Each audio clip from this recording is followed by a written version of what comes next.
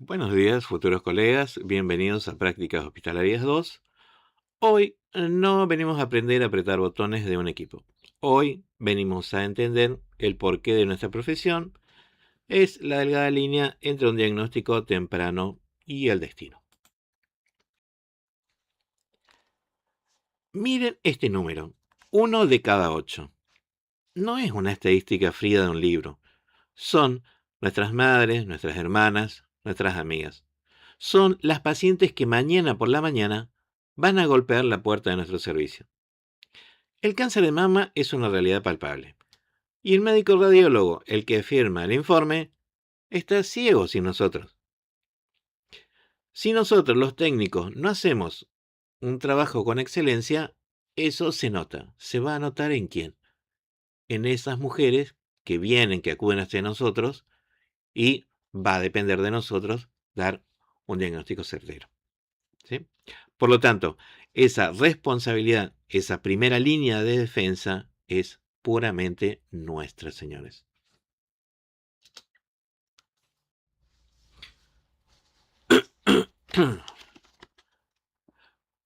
Para dominar la física y el posicionamiento, primero hay que dominar el mapa. Por lo tanto, vamos a hacer una pequeña introducción hacia lo que es la anatomía de la mama, entender sus regiones y entender cada una de sus partes. Esta información vale millones. Bien, vamos a ir estudiando lo que es la anatomía mamaria, parte por parte, para ir comprendiendo qué es lo que ustedes están viendo. La primera parte de la piel, vamos a poner un marcador así, lo vamos viendo, que sería esto, ¿sí? Todas estas estructuras que estamos viendo. La piel en realidad es un complejo que estaría unido a lo que es el complejo de areola-pezón, porque son estructuras que nosotros vemos. Radiológicamente sí debería verse como algo fino, regular. Son estructuras claves porque nos van a permitir saber si, por ejemplo, tuviéramos una piel de naranja o algún tipo de estructura, veríamos que la piel está engrosada o tiene alguna densidad diferente. ¿Mm? Vamos a activar este. Vamos de vuelta a lo que es la grasa subcutánea. Lo activaré. Es esta parte que está acá. La grasa subcutánea es todo lo que encontramos justo debajo de la piel. Es el tejido celular. ¿Sí? Es un tejido que nos da un contraste radiolúcido. Es necesario para destacar algunas estructuras eh, que estarían por detrás. No es la densidad grasa que nosotros vamos a necesitar, pero sí hay una grasa acá, que es esta partecita, que es la que nosotros vamos a ver y va a tener una cierta densidad radiológica. Las estructuras que siguen, el ligamento de Cooper, activamos vuelta de nuestro puntero láser, ¿sí? Tenemos estas estructuras fibrosas, ¿sí? Donde tenemos los lóbulos. Dice, son como puentes fibrosos, podríamos decir. Son estructuras que sostienen a la mama y en la que van hacia la parte, la fascia más profunda, y es en la que vamos a encontrar esta parte que son los lóbulos o los alvéolos. Esperen que desactivo esto y lo vamos a ver mejor. Ahí tenemos los lóbulos, los alveolos y los conductos galactóforos. Si nos adelantamos un poquitito, ¿sí? Le pongo esto. Acá tenemos. Acá tenemos lo que son los lóbulos, los alvéolos, que básicamente vendría a ser como el motor funcional. Esta es la estructura más importante. Esto es lo que uno ve en una mamografía, ¿sí? En cada uno de estos lóbulos, después se van haciendo lobulillos y tenemos lo que son los conductos galactóforos, donde se produce la leche, que es donde va a desembocar a los conductos galactóforos y finalmente ir hacia afuera, ¿sí? Entonces tenemos los lóbulos, el ligamento de Cooper, ¿sí? El anclaje, después tendríamos los lobulillos, los lóbulos, los alvéolos, donde se produce la leche, los conductos galactóforos, que son los que van a guiar esa leche hacia afuera. Vamos a conectar nuevamente esto. Y continuamos con el pezón. La estructura, ¿se acuerdan que hoy habíamos hablado de piel, pezón, areola? Son estructuras importantes. El pezón, sobre todo, es muy importante cuando se está haciendo la tracción o la compresión de la mama en la cráneo caudal, sobre todo que el pezón no se vaya hacia abajo porque va a ser una imagen retroareolar. El médico va a creer que hay un nodulito en esa zona, cuando en realidad no hay nada, es solamente el pezón, esta parte de acá, que se va hacia atrás y le va a hacer una imagen como si el paciente tuviera una masa, un nódulo, cuando en realidad no hay nada ahí. La areola, que es importante porque nos va a brindar información, forma parte de lo que es el tejido cutáneo. eh, en algunas situaciones va a estar de un color muy, muy oscuro, en otras un color más claro. Esto es importante. Recuerden que la mamografía es bilateral, por lo tanto ustedes tienen que observar ambas areolas y notar si una areola tiene una coloración rara, una pigmentación aumentada, si una areola es más grande que la otra, si un pezón está retraído hacia adentro. Ustedes le consultan al paciente. Si el paciente les refiere que siempre lo tuvo así, no hay problema. Ahora, si les dice, el pezón de este lado se me fue yendo hacia adentro, ojo, presten atención, sobre todo también si la areola de ese lado tiene una pigmentación cambiada. Tenemos la grasa retromamaria, ¿sí? Que no, todo esto, es toda esta grasa retromamaria, es la que a nosotros nos va a permitir ver esas estructuras que por fin antes eran todo homogéneas, ahora las vemos más heterogéneas, son las que nos permiten ver esta parte de los lóbulos, los ligamentos de Cooper y poder distinguir entre todas las estructuras, ¿sí? Esta es la grasa retromamaria. Y llegamos a lo que es el músculo pectoral mayor, que es esta estructura que vemos acá, ¿sí? En la que va a ser muy importante en una proyección que vamos a ver más adelante, que se llama medio oblicuo lateral, en la que en esta zona nosotros podríamos llegar a ver los ganglios. En esta partecita son muy importantes los ganglios porque son una estructura de defensa muy importante en la mama. Por lo tanto, si ustedes no incluyen el músculo pectoral, decimos que el estudio va a estar incompleto. Y, perdón, no había alcanzado a ver esto. Esto que ustedes ven acá es una masa espiculada porque tiene como puntitas. En este caso es una imagen sospechosa. Estas son las imágenes que el radiólogo quiere ver. Y que si no tenemos esta densidad grasa, nosotros no podríamos estudiarlo por completo. A ver, ¿qué pasó?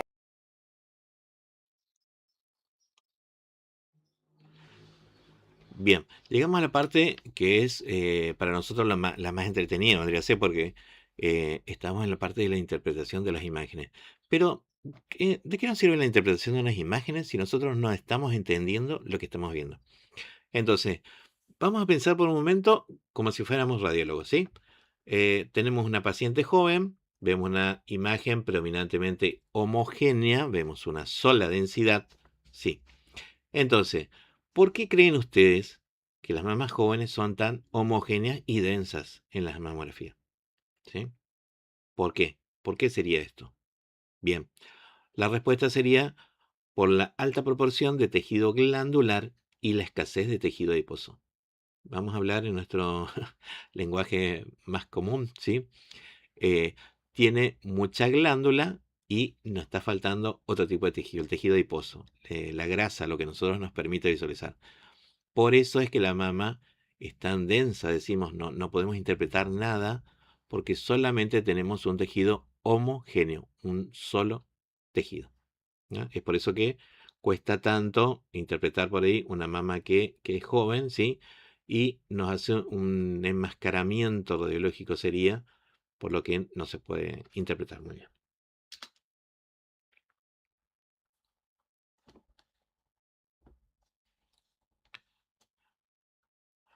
Bien, pero el tiempo pasa, como dice la canción, ¿sí? El tiempo pasa, quedan las arrugas, así que el tiempo pasa, los estrógenos caen, ocurre la involución grasa. ¿Qué quiere decir la involución grasa? La involución grasa básicamente es que a partir de los 35 hacia los 40 años ocurre un proceso en el cual todas esas estructuras que antes eran homogéneas, ahora van a empezar a ser ligeramente heterogéneas. ¿Por qué? Porque ocurre una infiltración grasa. Donde antes teníamos los ligamentos de Cooper, recuerdan que teníamos los lóbulos y todas esas estructuras, pequeñas estructuras de grasa se van a ir acomodando a ese lugar. Lo que antes era un tejido homogéneo, ahora tenemos un tejido que es heterogéneo. Por lo tanto, esa densidad de la grasa es la que nos va a permitir distinguir esos tres tejidos básicos que vamos a encontrar en una radiografía, en una mamografía, perdón, como son el tejido glandular, el tejido fibroconectivo, que vendría a ser el ligamento de Cooper, los lóbulos, y el tejido adiposo, que es el que nos va a permitir ver todas las estructuras, ¿sí? Por eso es que la mama ya se vuelve heterogénea y permite ver mejor al radiólogo.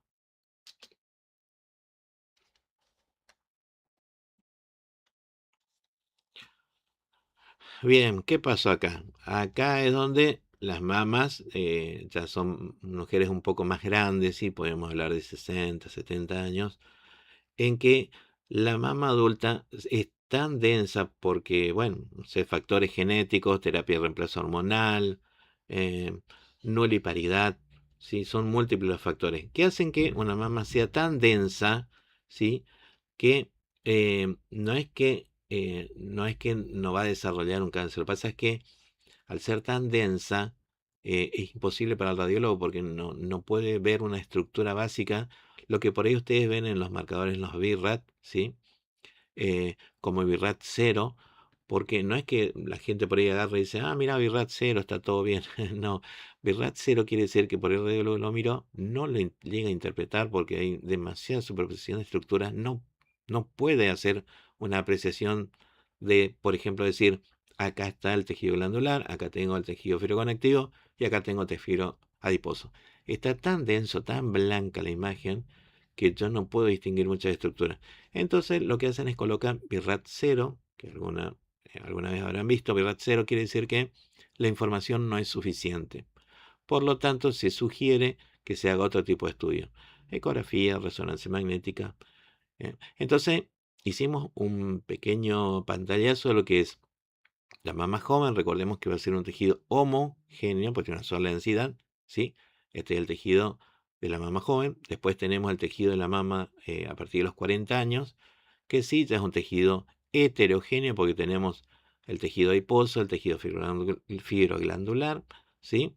Y lo que es la mama adulta, que es una mama tan densa que al radiólogo por ahí se le dificulta hacer un buen diagnóstico. Oye, oye, despacio, cerebrito.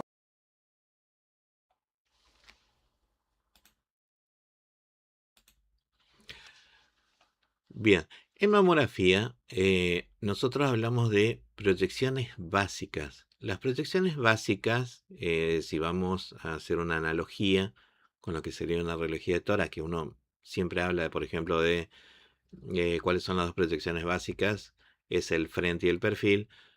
Podríamos decir que para mamografía, algo así como el frente y el perfil vendrían a ser la cráneo-caudal y la medio oblicuolateral o posición MOL. Esas son las proyecciones, perdón, básicas.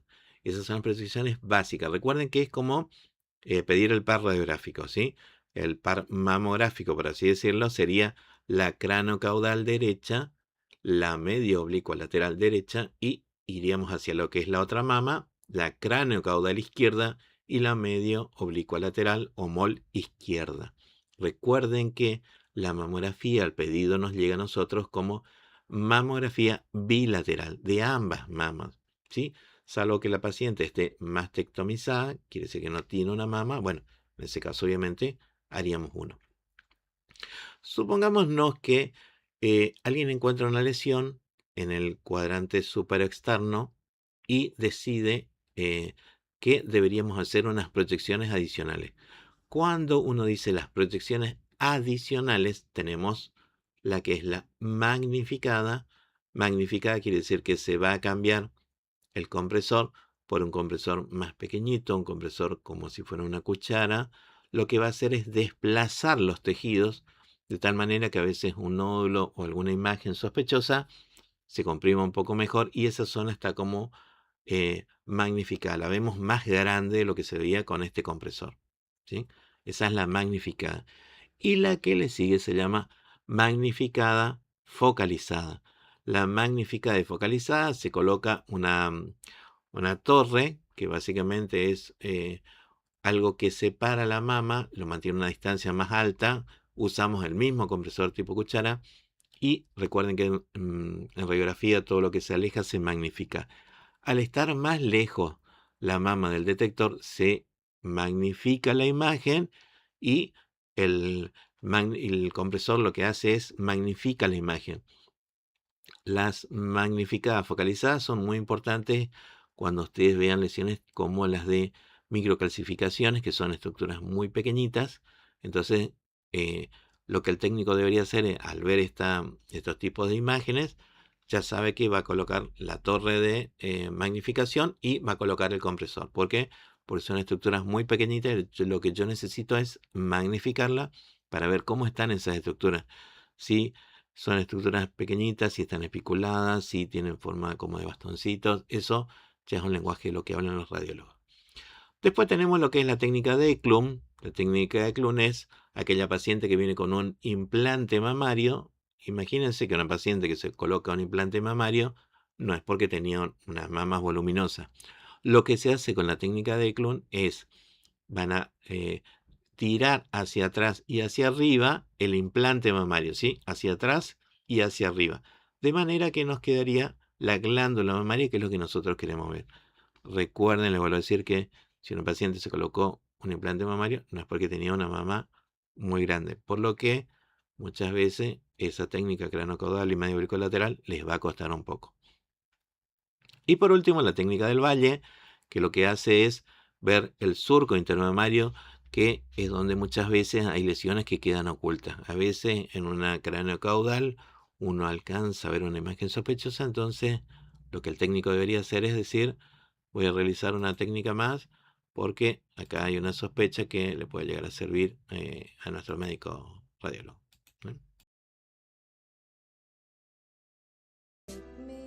Esta historia continuará. De inmediato. División en cuadrantes. Para ubicar una lesión en la mama es importante que uno diga la lesión está en esta zona. Entonces, ¿cómo hablamos los técnicos? Los técnicos, los médicos radiólogos y los cirujanos, para determinar una zona específica de la mama, lo que hacemos es la dividimos en 4 regiones o 4 cuadrantes, de manera de poder ubicar una lesión, más específicamente delimitar esa zona.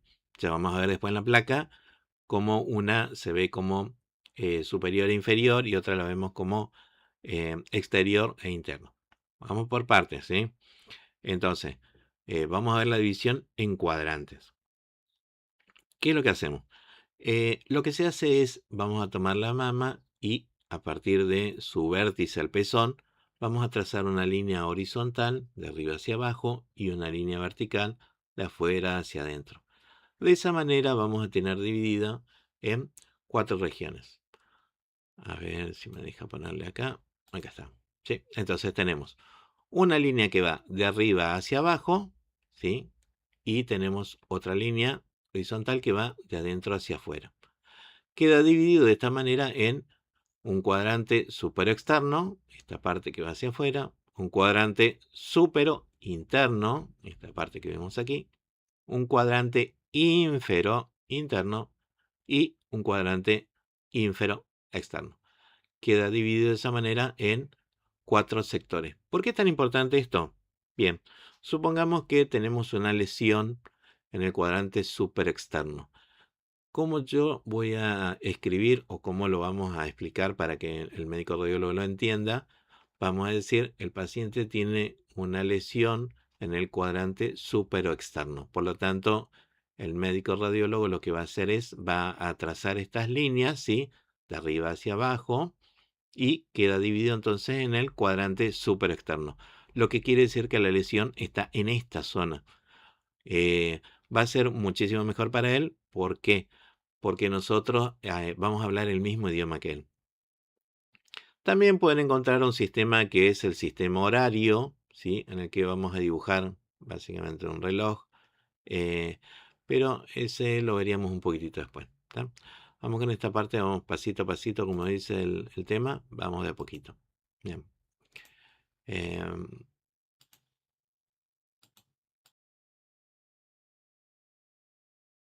¿Por qué nadie me lo dijo? ¡Ay, debo haber parecido un idiota!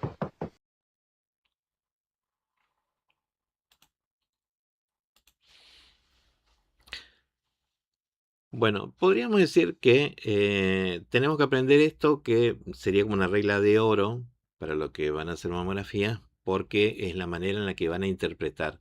Esto es una proyección craneocaudal, ¿sí?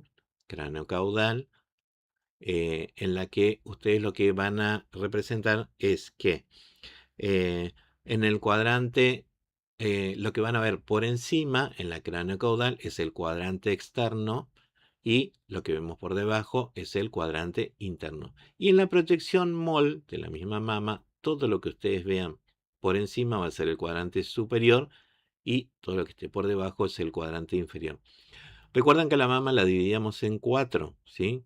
Queda el cuadrante super externo, el cuadrante superior interno, el cuadrante ínfero externo y el cuadrante ínfero interno. En este caso, en la craneocaudal, la proyección básica de la que habíamos hablado, ustedes tienen que recordar que cuando están mirando una imagen,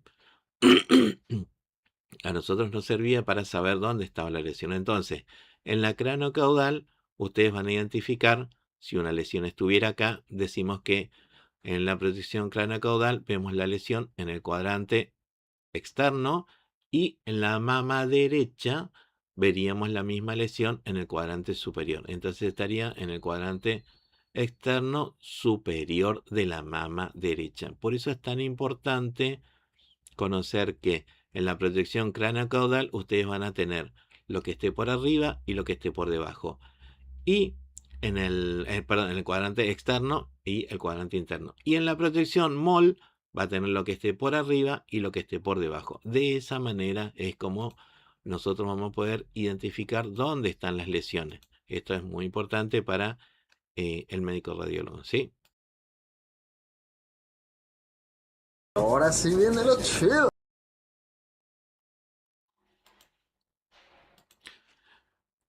Bien, tenemos 4 patrones que nosotros vamos a ver mayormente en la práctica: un patrón graso, un patrón fibroglandular, una mama densa y una extremadamente densa.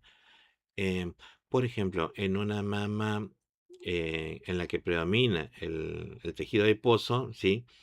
Esto vendría a ser como el escenario ideal. ¿Por qué? Porque es donde mejor va a poder ver las estructuras como la piel, la areola, el tejido retroareolar, los ligamentos de Cooper, el músculo pectoral. ¿Sí? Ven cómo se ve acá el tejido adiposo. Se ve bastante bien las estructuras. Entonces, es donde mejor las microcalcificaciones y los nódulos van a resaltar. Eso sería algo ideal, vendríamos a decir, ¿sí? Después tenemos un patrón fibroglandular, ¿sí? En el que nosotros tenemos densidades como mixtas, podríamos decir. Alcanzamos a distinguir las estructuras. Podemos decir que también es bueno para el diagnóstico alcanzar el músculo, piel, areola, se ve bien el pezón, tejido retroareolar, lóbulos, conductos, el ligamento de Cooper. Pasaríamos después a lo que es una mama que ya vendríamos a decir heterogéneamente densa, podríamos decir, porque vieron que el tejido ya comienza a ser como muy denso, muy blanco, y acá es donde empieza un poquito el problema, ¿sí? Es un desafío porque a veces todo ese tejido nos oculta pequeños nódulos, vieron que se hace bastante difícil de poder interpretar las estructuras porque ya hay una mezcla de estructuras, ¿sí? Y después tenemos lo que ustedes ven, una mama que podríamos decir extremadamente densa, donde sí, ya es lo que habíamos hablado al principio, por lo general se le coloca un BIRAT 0, lo que no quiere decir que sea bueno ni malo, quiere decir que el radiólogo es muy difícil poder identificar las estructuras. Vieron que prácticamente no se podría distinguir más allá de lo que es el músculo pectoral, la piel y el pezón, estructuras bien definidas. Por lo que en este caso se va a sugerir la ecografía, la resonancia magnética nuclear. Estas son las 4 densidades que nosotros durante el ejercicio profesional vamos a ver normalmente.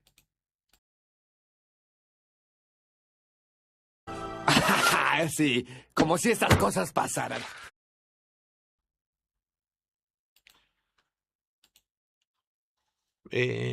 Bueno, llegamos al final. Quiero resaltar estas partes que son importantes.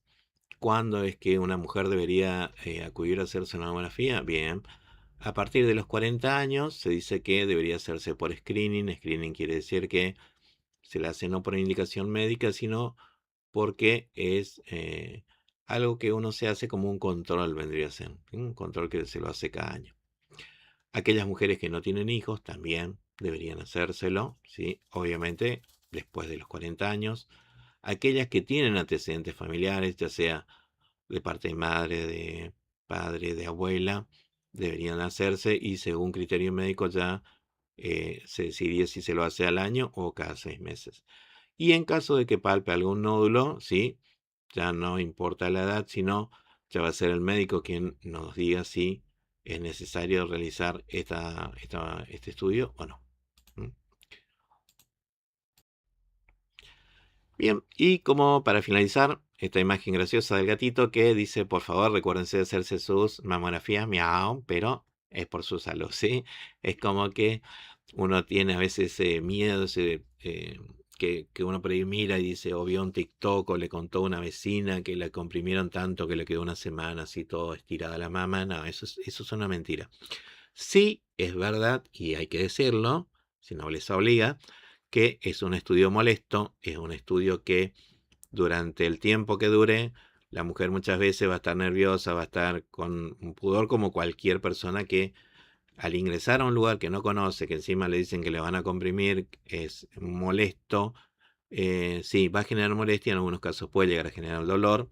Yo recuerdo que antes siempre uno consultaba cuando estaba cerca de su ciclo menstrual, le decíamos que no era conveniente y se le pasaba el turno para otro día. Hoy en día se ha perdido eso y se le da el turno a la mujer sin considerar ese factor muy importante, que si están cerca de su ciclo están como más sensibles a las mamas, por lo tanto una presión mínima hace que la mujer recuerde como un trauma ese estudio. Es una sugerencia simplemente. Así que, muy bien, si ya no tenemos más nada que hablar, les dejo un saludo y espero estar grabándole otros videitos para ustedes.